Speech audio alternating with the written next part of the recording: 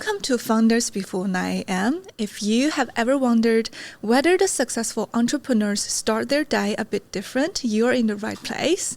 We are the backstage pass to the secret rituals, mindset hacks, and tiny habits that build loud legacies. I'm your host, Candice, and I'm also the founder of Miss Morning Skincare. So today I have invited a gorgeous lady whose world looks nothing like mine.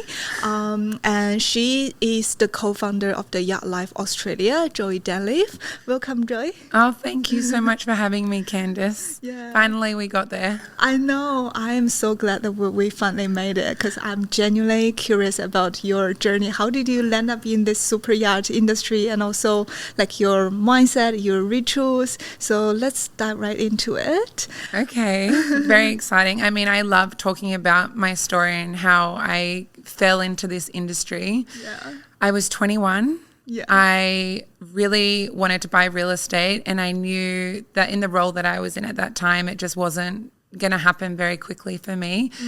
I had a friend that was traveling the world working on the super yachts and had purchased property at a young age, and I just said, like, I'm such a yes person, by the way. Like, all my friends and family will tell you that I naturally am drawn to the word yes. And I got on a one-way flight to south of France to join the yachting industry. I was 21. Wow, that was so early. Oh my God. Before you dive into your journey back then, I wanted to ask you the first question that we always start with. Yeah. So for you now, what's your morning actually looks like? Because I know you are a business owner and also you're a mother of two. So what's your morning looks like? So not every morning is the same for me, having two small young children and being a mother and a business owner. Sometimes it can be chaotic. Yeah. Sometimes I'm waking up with both kids in the bed with me. So I'm not a typical founder where I'm up at 5, meditation and all of those, as much as I would love for that to be in my lifetime eventually. But for now, I love being a mum of 2 young kids, and I guess my morning ritual when I wake up is being with them, being present with them. One non-negotiable for me is just having 5 minutes of silence with a coffee in bed on my own, and I always check my emails because I do a lot of international charters and have international clients. So I guess that's probably the only normal part of my morning before the kids kind of take over. Once I get them to daycare, then my time starts for me, and I'll always go to the gym every morning. I think it's a really good way to unwind and get a clear mindset of the day and what's in front of me. And I've just started a new ritual of going into the sauna and just having that Zen time for myself. And I've started to see so many benefits from it. So my day in the office doesn't really start till about 9 or 9:30 every day. So it's probably not a typical founder's story, but it works for me as a mum. I love that, honestly, because it's interesting when you replied your email to me and say maybe not everybody gonna resonate. I definitely think it's worth to share. It's such a routine that, like you said, works for you and also get you into that kind of peaceful mindset. Yeah, I think me being around my kids in the morning gives me so much like love and support already for me to start the day, and I feel like I need that to be with my kids to then get into the hustle and do what I love doing, which I'm very lucky that I'm super passionate about what I do for a living. But yeah, when you'd asked me, I think it was like a year ago, I just had my son who is now a year and a half old. But he was very young, and I want to say maybe like 2 or 3 months old. And the entrepreneurial side of me wanted to say, yes, let's do it. Let's get it done. Yes, girl. But reality was I wasn't sleeping. My baby was up all night, and it just wasn't on the cards for me to actually show up because my morning routine was absolute chaos. Okay. Sometimes I wasn't waking up till 9 a.m. because I'd been up all night with the baby. Yeah, totally. So it's the juggle of mum and entrepreneurial life, right? Yeah, obviously that's the hardest role in the entire world and combined in your world. Yeah. So yeah, I can imagine. Yeah. But I'm glad that you share the real story, like not the glamorous side that maybe one day you wake up on the super yacht. It's not like that. It's really down to the earth. Oh, yeah. thank you. Yeah. Our industry, like there is some mornings, like we're about to go to Italy for 2 weeks, just me and my husband, who is the other obviously business owner of the Yacht Life Australia, and we're going to Italy, just the two of us, to go to a yacht show. So we will be waking up on a super yacht. So there's a balance. Yeah. Wow, that's the best life, like life balance. Very lucky. Yeah. So maybe let's talk about the journey like previously. So you were mentioned that the 21 years old of you, it's really suddenly get into this super yacht industry. What the world looks like back then? Yeah. So, when I was 21, I got a one-way ticket to south of France because I wanted to join the yachting industry, not only for the travel, but I was really interested in setting up a life for myself. I think like naturally I always had that entrepreneurial in me to kind of get ahead and succeed in life. And my goal was to just buy real estate. And I in France? No, in Australia, Okay. but in yachting.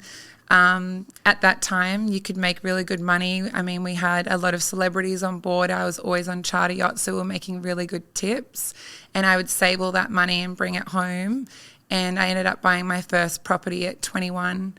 And I was meant to come home, but I ended up staying for 6 years because I fell in love with the industry and the travel. And I met my husband, Sam, over there as well. We worked on a super yacht together. Right. So we're like a real life below deck couple. Okay.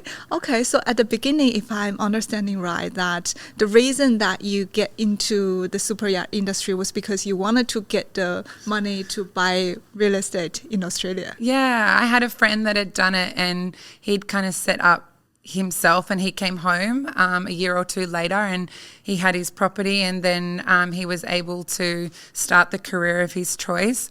Whereas for me, I couldn't leave the industry because I loved it so much. I ended up staying 6 years, traveling through the Caribbean, through the Mediterranean. I was based in Italy, based in Fort Lauderdale in Florida, which are the hubs of the super yacht industry. Wow. And I just kind of became obsessed with it and kind of turned it into my current business that I'm running and operating. And I just feel like it kind of chose me, not the other way around. Yeah, wow, that is wild. I can't even imagine. Oh my God, I feels like when you took the courage to like getting the one-way flight to France is already something big. I know. Yeah. I mean, I can't even think about doing that now on my own, like to have so much courage as a 21-year-old. And I think I just had no fear factor, and I was going after something that I wanted. Yeah. And I am so grateful that I said yes to that experience, because now I'm kind of living my dream life. Yeah. I mean, it's hard. Like every founder knows that, right? Like it's never an easy path, but I'm so obsessed and passionate about what I do and helping others, create their dream holidays and experiences. And I'm lucky that I get to be a part of it. Yeah, exactly. Yeah. So when you were working on the boat, I guess you, like you said, you have met like so many extraordinary people. Maybe they live in like different level of luxury. So how did that feel? What that experience have making the impact for you? Yeah, I think that was probably a part of the reason why I'm sitting here today running a business as well. Seeing, we had a lot of billionaires and millionaires on board our yachts that were chartering boats that are around 300 to 400,000 a week, euros, plus APA and the VAT in the country of where we were. So when someone's dropping close to $1 million on just a vacation, it's super inspiring to be around that energy. And I think that was a part of my reasoning for wanting to start my own business as well, and creating that freedom to one day be able to charter my own yachts and take my friends and family on a vacation with something that we can kind of create memories and hopefully last a lifetime. Yeah. So I guess like when you get on board on the super yacht and seeing all of these glamorous things and also combined with your entrepreneurial dream, then you kind of like building towards your dream job or dream business. Yeah. So Definitely. I mean, I always like to say, like, if you think of like a lawyer, they're there for you when you get in trouble, or a doctor's like kind of not waiting for you to get sick, but they're there for you when you get sick. And me being a super yacht charter broker, I'm like cheering you on from the sideline, wanting for you to succeed in to whatever your goal is, for you to be able to make it, to be able to charter a super yacht, whether it's for your corporate event or a family holiday. So I'm inspired to also inspire my clients to succeed in life. Yeah, definitely. Yeah. I'm wondering that during that early stage, not for the business, but when you were working in a super yacht, what was the unseen kind of pressure or weight that you feel like haven't been talked before? Yeah, I mean, you always had to be on, and I think I still haven't quite learned to shut off, even in downtime. And it's something that I am working on, especially when we're on holidays and things, to really kind of shut off. But one of the pressure things that I developed working in the super yacht industry is just always been on, never really allowing to feel any sort of other emotion, to just relax and enjoy that time. I think that there was a side of perfectionism that kind of came in, which has its perks in the job that I do, trying to perfect everything for my clients. But at the same time, working on the super yacht industry, there's a lot of pressure to have everything perfect and to be perfect. And sometimes life isn't always perfect, but we do our best to make it work. Yeah. Especially when you like deal with the clients, they're like very high end, have higher expectations from you. So yeah, definitely. Imagine. I mean, it's always one of the things that we strive the most to meet those expectations. But there are certain times where things can be out of our control, whether it's the yacht breaking down or a certain crew member doesn't get along with a guest or something that's completely out of our control. And that's, I guess, why we like to go to these yacht shows and educate ourselves in the market. It's something that does, I think sets us apart from other potential companies doing the same thing, and showing up to make sure that we know exactly what that boat looks like before our clients get there, and meeting the captain, the crew, and making sure it's a really good fit, because our clients are spending a lot of money and they do deserve the best. Yeah. So let's talk about the business that you guys currently created. I think it's amazing and impressive from outside. So I wanted to learn more about how did it happen. So how, after you decided to come back to home, what pushed you back to home, by the way? I came home when I think I was 27, and I just had this feeling as like a female of wanting to settle. Not settle with anyone. It was just more like I wanted to put my feet back on the ground. I was quite interested in being back with my family and my friends and having that normality in my life again, where I wasn't on call all the time.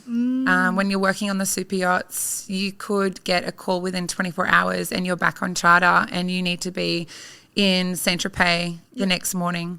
So you never really knew when your time was going to be off. So you worked really, really hard. And I think I just had this feeling of wanting to come home, to settle down. And I was always quite interested on the business side of yachting. I actually got asked to be on below deck. I think it was like one of the early seasons of season 4 maybe in the Mediterranean. And I just remember thinking, if I really want to take this seriously and I want to potentially have a business in yachting one day, you just never know what you'd be portrayed as.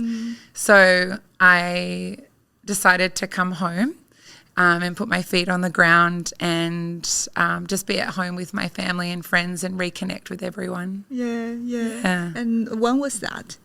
That was in 2017.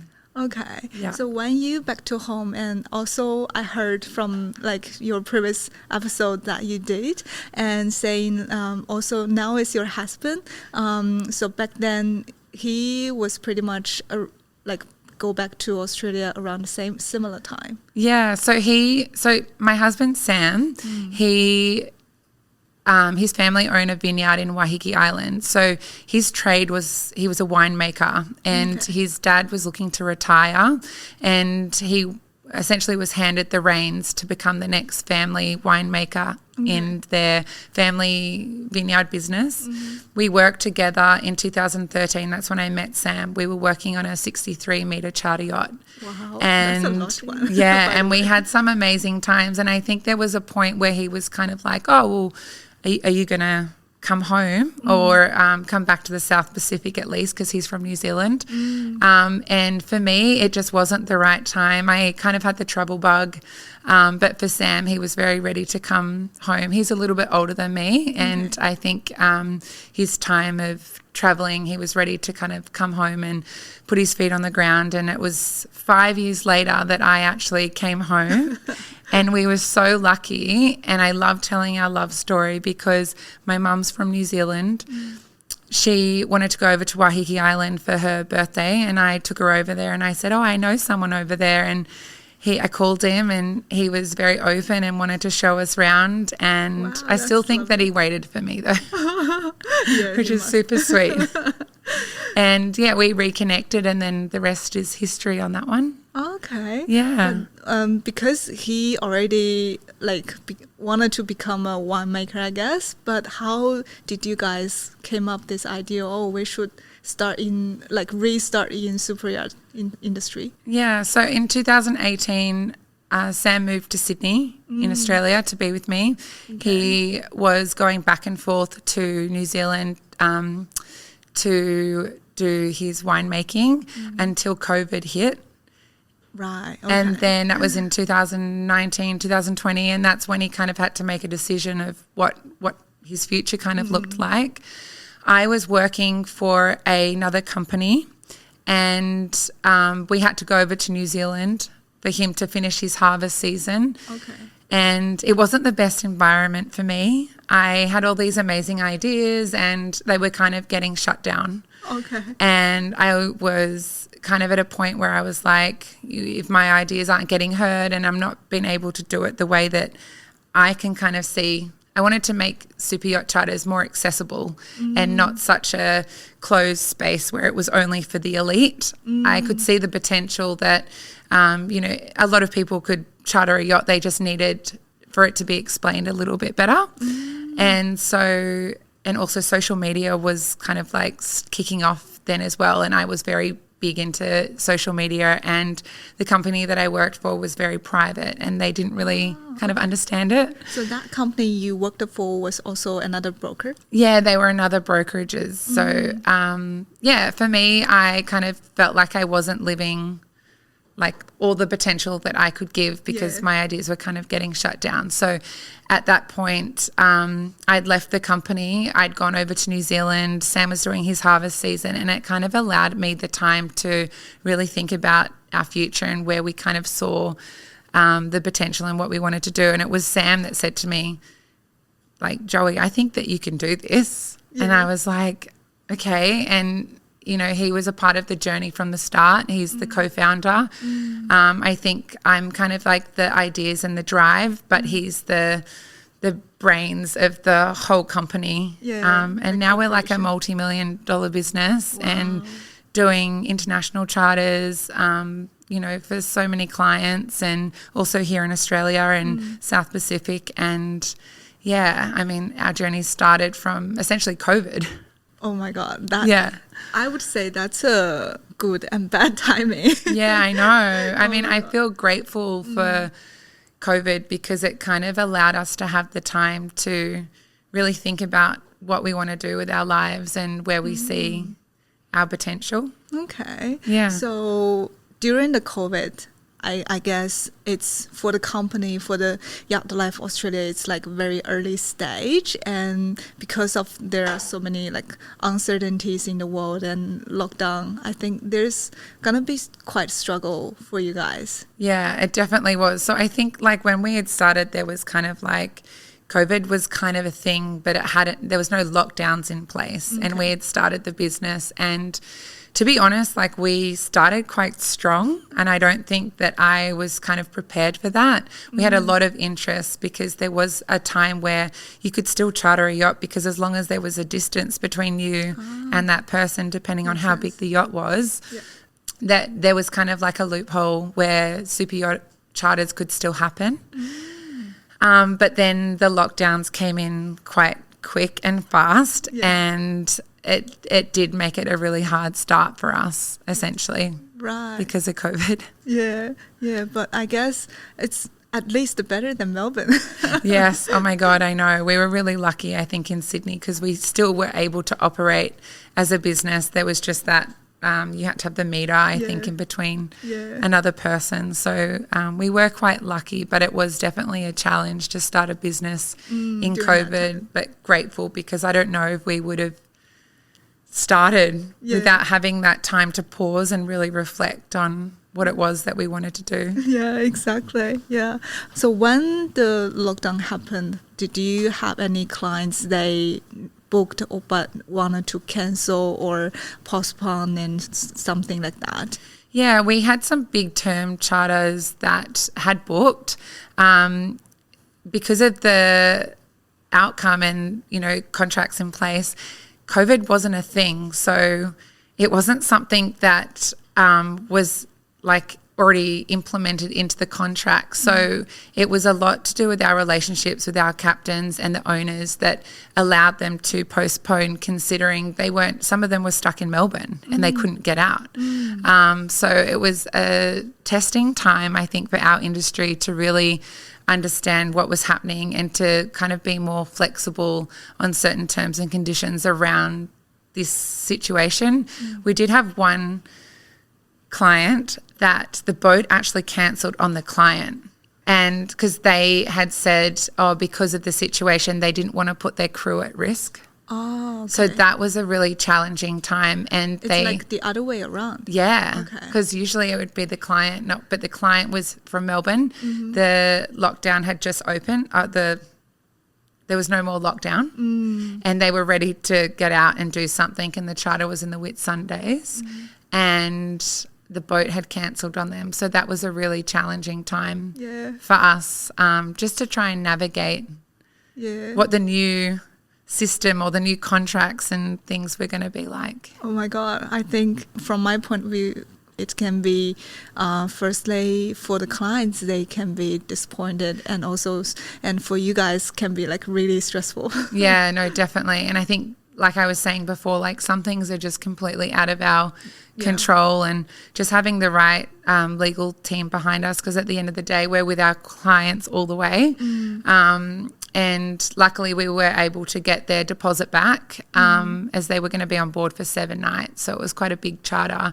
But yeah, it can be quite a hard and stressful situation for us on the other end to try and resolve that for them so that the client gets the best outcome. Right, yeah. And you mentioned that when you guys started, it's like started strong, using your word. But I imagine how many people actually working in the business?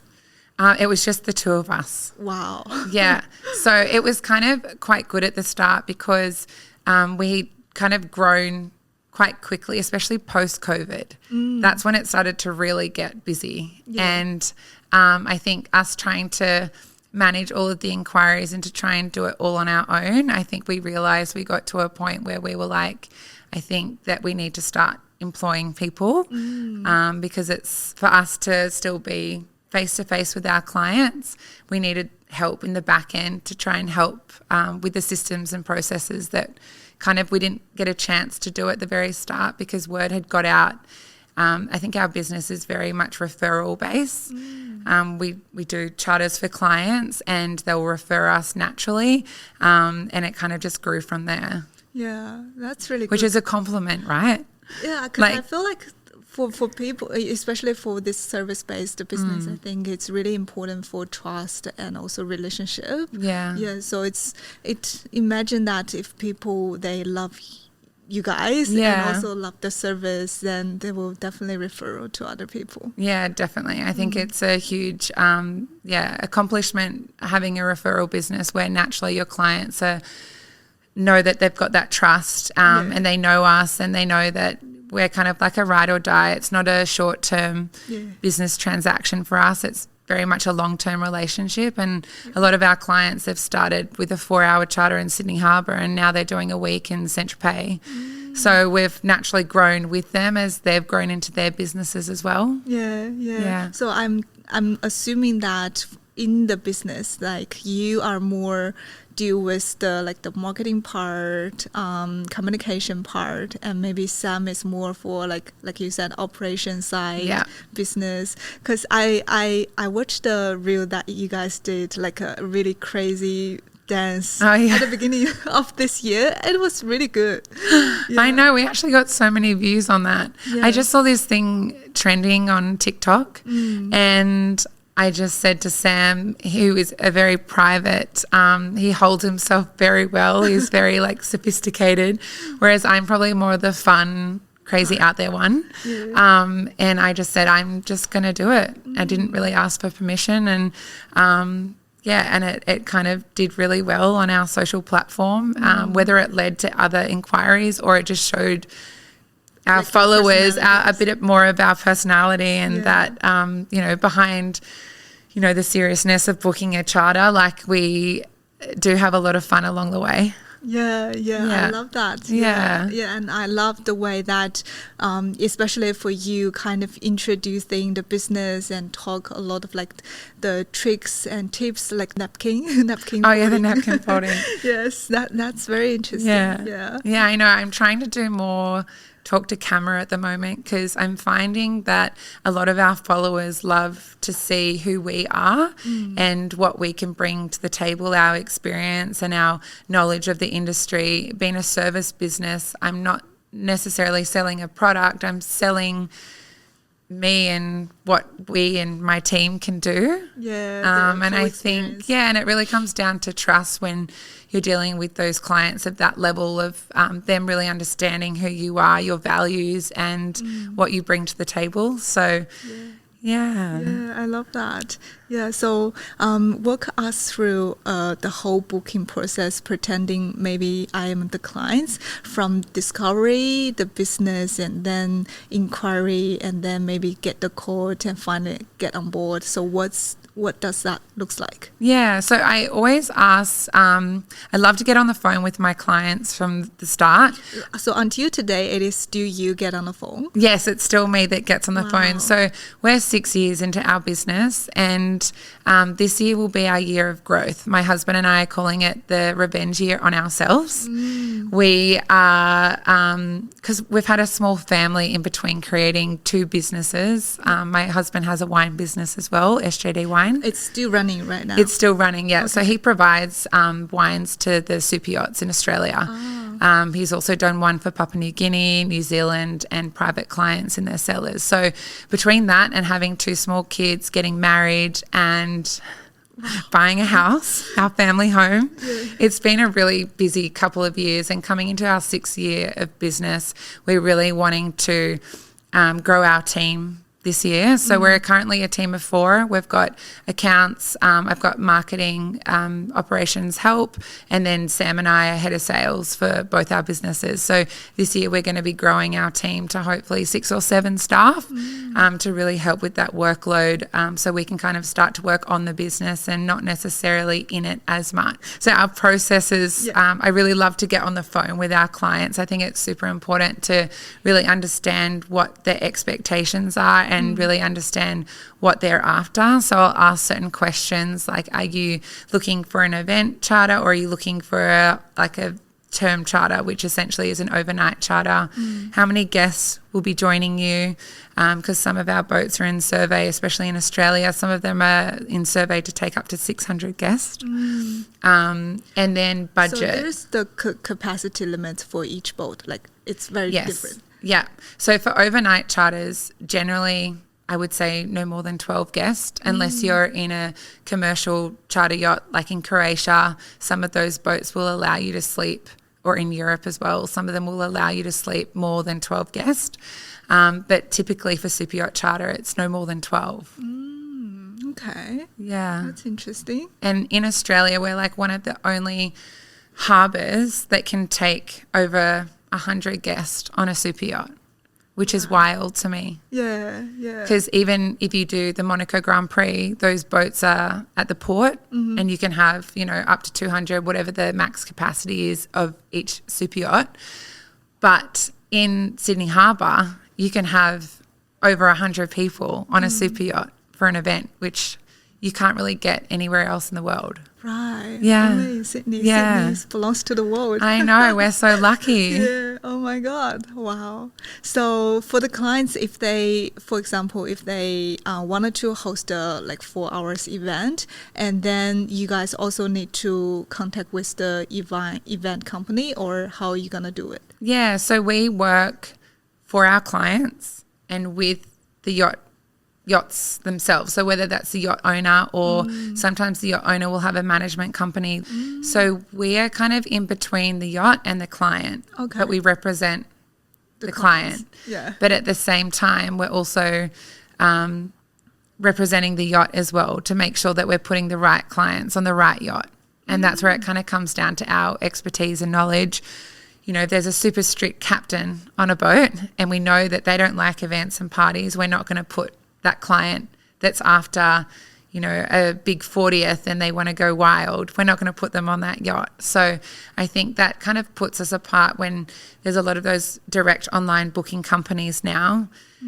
I think having someone that you can pick up the phone and make sure that you're getting the right experience and the right yacht when you're spending so much money is so important, that human connection and asking the right questions. Okay. Well, it's really interesting to me because I can only reference to the real estate because I think it's more familiar to me. Yeah. But it's like putting the right clients to the right yacht. It's very out of my imagination. I know. We're kind of like travel agents, but in the yacht world. Okay. And I think it's just, and that's why we do go to the yacht shows overseas, and we're going to the boat show in Italy so we can meet the captain and the crew, because we'll know our clients, but we want to make sure that there's going to be the right energy between the two. Especially if you're on a boat for 7 days, you want to make sure that there's the right people together. Yeah. I think that crew can definitely make and break an experience. So it's about us doing the work and knowing the right experience for our clients. Yeah, I love that. Yeah. And I feels like when you answer my question, I can tell you are your personality, you're really friendly, and I think you are really good at building the relationship, especially with clients. But I'm wondering, because this super yachty industry is very different compared with the normal service-based business, and you must be dealing with a lot of extraordinary people. So I wanted to ask about the relationship building or to maintain the relationship with these high-end clients. Do you have any strategies or insight to share?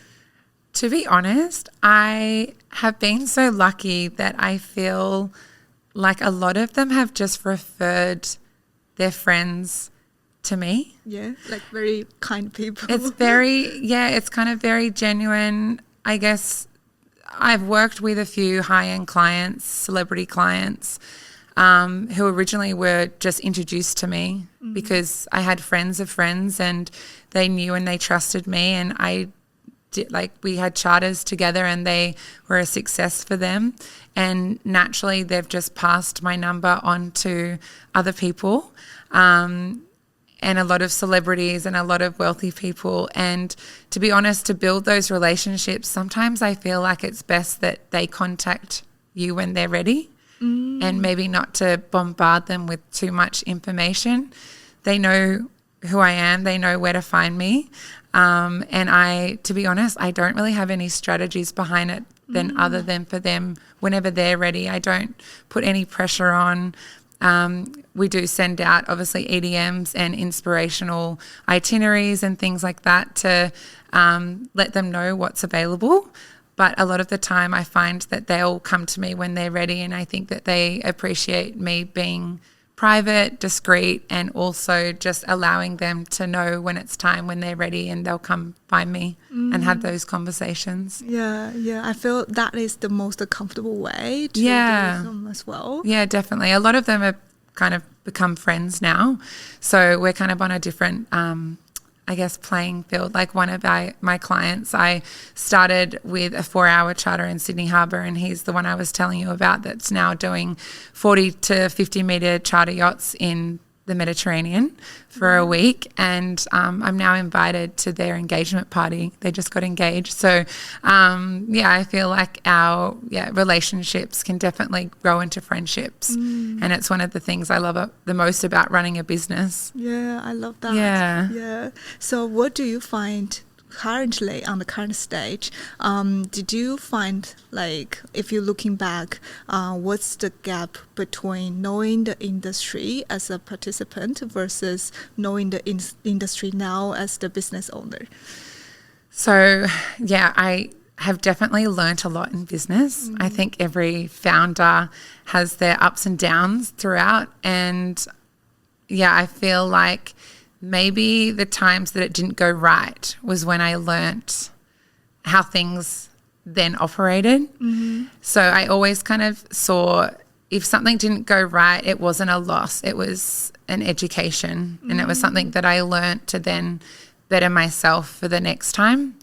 And I feel like now 6 years in business, and I think I'm 13 years in the industry, I feel like I know the industry the back of my hand. My biggest thing now is getting it all out of my head and onto paper so I can teach the next yacht broker with the Yacht Life Australia so that they can know all of my knowledge and my experience, and I can teach and mentor the next person that's going to help grow our business. Right. So speaking of that, what's the next 5 years business growth plan looks like for you? So the next 5 years, I see us with a team of at least 10. And I see myself kind of letting go a little bit to allow me to work on the business, not necessarily in the business. I still feel like I'm naturally that person that wants to do everything. And I think as a founder, like especially starting only 6 years ago, that I have that urge to want to do the marketing, be involved in that meeting, go to all the boat shows and be in front of all of our clients. But realistically, I'm only one person. And I think the biggest thing about growing as myself is to understand that for me and my business to get to the next stage, I have to learn to let go a little bit and let people help me.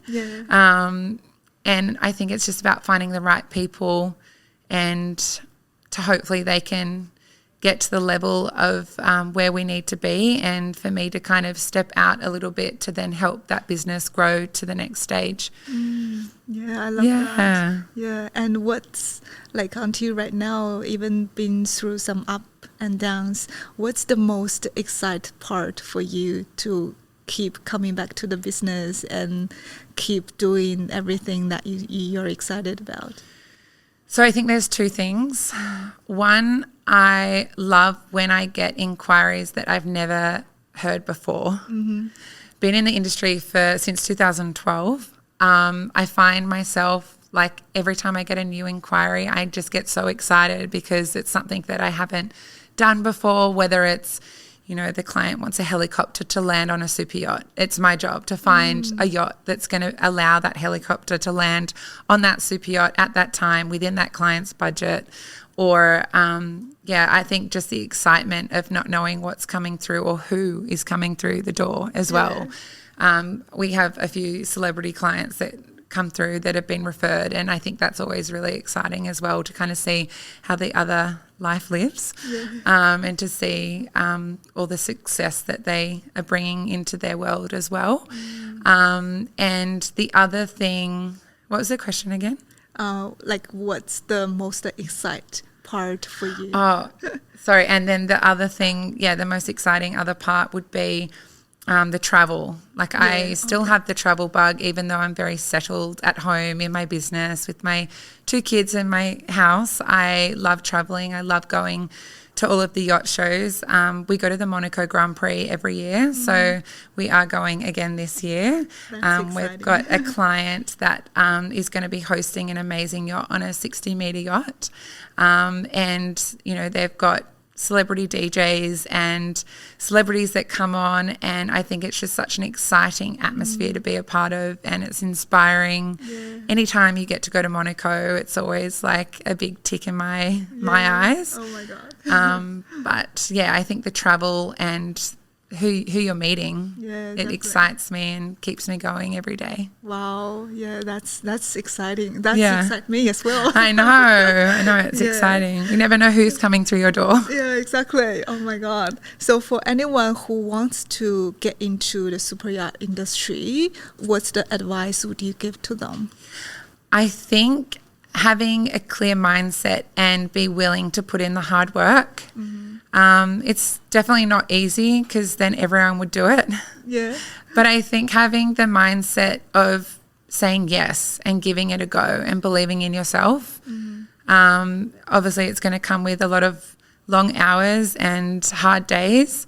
But I think if you can believe in yourself, you can really achieve anything that you want to achieve in life. Right. Yeah. I love that. Yeah.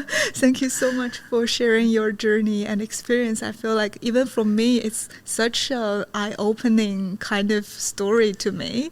So thank you so much. I love that. Thank you. Thank you for having me. I've loved sharing my story. Oh, thank you. Thank you for listening, and I hope you enjoy the podcast. If you find it's interesting or inspiring, share that with your besties as a morning boost, and I will see you in the next one.